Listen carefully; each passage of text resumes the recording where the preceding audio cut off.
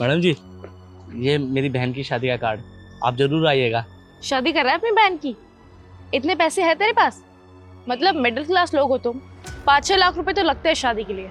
नहीं मैडम जी, इससे तो बहुत ज़्यादा परेशान हो रहा हूँ, इतने पैसे तो नहीं है मेरे पास। तो कार्ड्स क्यों छपवा दिए? कैसे करवाओगे शादी जब पैसे ही नहीं है तो?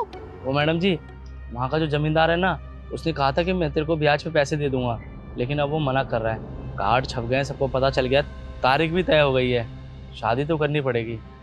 मैं तो सोच रहा हूँ कि घर गिरवी रख देता हूँ, थोड़े बहुत पैसे तो आ ही जाएंगे ना, अच्छे से शादी निपट जाएगी। क्या बेवकूफियत भरी बात कर रहे हो तुम? घर कौन गिरवी रखवाता है शादी करने के लिए? चलो मान लो घर गिरवी रखवा के तुमने अपनी बहन की शादी करवा दी, कल को कर्जा नहीं चुका पाए तो रहोगे कहाँ? सर के ऊपर से छत चली जाएगी। हमारे लिए ये सब मायने नहीं रखता मैडम जी, हमारे लिए सबसे बड़ी जिम्मेदारी यही है कि मैं अपनी बहन की शादी अच्छे से कर दूं। अगर वो हो गया ना, तो बाकी टेंशन तो हम लोग झेलते रहेंगे। जब इतना परेशान है तू, तो एक बार अपने बॉस से बात कर ले, हो सकता है वो तेरी मदद कर दे, तुझे पैसे दे दे। नहीं मैडम जी, वो हमेशा मेरी मदद करते रहते हैं। घर की मरम्मत के टाइम पे भी मैंने पैसे मांगे थे, जब मम्मी की तबीयत खराब थी तब भी मैंने पैसे मांगे थे। अभी उनका काम नहीं चल रहा मैडम जी, वरना वो खुद ही दे देते। बाकी आप टेंशन मत लीजिए, मैं धूमधाम से शादी करने की कोशिश करूंगा, समय मिले तो जरूर आना। चल, भगवान करे तेरी बहन की शादी अच्छे से हो, टाइम लगा तो जरूर आऊंगी।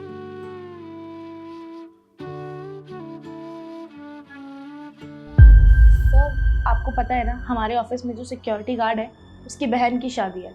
हाँ, तो उसमें मैं क्या करूँ? तो सर, आपको नहीं लगता कि हम सबको उसकी मदद करनी चाहिए? अरे यार, मैं कितनी मदद करूँ? 12,000 सैलरी है उसकी, तभी भी उसके पास 50,000 रुपये मेरे एडवांस में पड़े हुए हैं। अब जब भी उसे किसी चीज़ की ज़रूरत होती है मेरे पास ही आता है, और कितनी मदद कर सकता हूँ मैं इससे ज़्यादा? सर, बात यहाँ पे उसकी बहन की शादी की है, जिससे वो ब्याज पे पैसा लेने वाला था। उस साहूकार ने भी उसको मना कर दिया पैसे देने पे। अब कार्ड्स छप गए हैं, डेट सर पर है, अब वो बोल रहा है कि शादी करने के पैसे नहीं है। आपको पता है सर, उसने मुझे बताया कि पैसे अरेंज करने के चक्कर में वो अपना घर तक गिरवी रखने को तैयार है। मैंने उसे बताया कि अगर कल को तुम कर्जा नहीं दे पाए, तुम्हारा घर बिक गया, तुम्हारे सर के ऊपर से छत चली जाएगी, तब क्या करोगे तुम? सर, यहाँ बात उसकी बहन की शादी की है, वो शादी के चक्कर में अपना घर तक बेचने को तैयार है।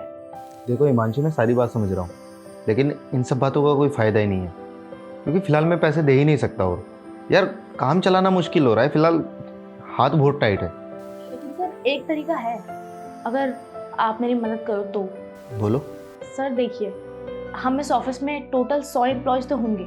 अगर सर हम सभी एम्प्लॉयज़ अपनी अपनी सैलरी में से 1-2 हज़ार रुपये निकाल दें, तो 2-2.5 लाख रुपए तो वैसे ही इकट्ठे हो जाएंगे, और उस पैसे से हम उस गार्ड की मदद कर सकते हैं, उसके बहुत काम आएंगे। वैसे भी सर, हम 30-35 हज़ार रुपये तो कमाते ही हैं। एक 30-35 हज़ार रुपये कमाने वाले को अगर 2-2.5 हज़ार रुपये एक महीना कम भी मिले तो उसको ज़्यादा कुछ फ़र्क नहीं पड़ेगा, लेकिन उस सिक्योरिटी गार्ड की मदद हो जाएगी। कर तो सकते हैं, पर एक चौकीदार के लिए इतना सब कुछ क्यों? सर, बहन बेटियों की शादी करना एक बहुत बड़ी जिम्मेदारी होती है।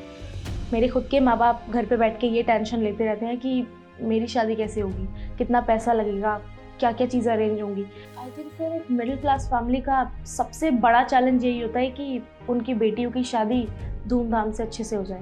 लेकिन अगर किसी भी कमी से, पैसों की कमी से या किसी भी चीज़ की कमी से अगर ज़रा सी भी बेइज्जती हो जाती है ना, तो वो बेइज्जती इंसान को ज़िंदगी भर तक सताती रहती है, और मैं नहीं चाहती कि उस बेचारे के साथ भी ऐसा हो। इसलिए चलो, अच्छी बात है, मैं एक काम करता हूँ, पूरे ऑफिस में ये बात बता देता हूँ, मेरी बात कोई नहीं टालेगा। फिर देखते कितने लोग तैयार होते हैं मदद के लिए। Thank you so much sir, मेरी बात समझने के लिए।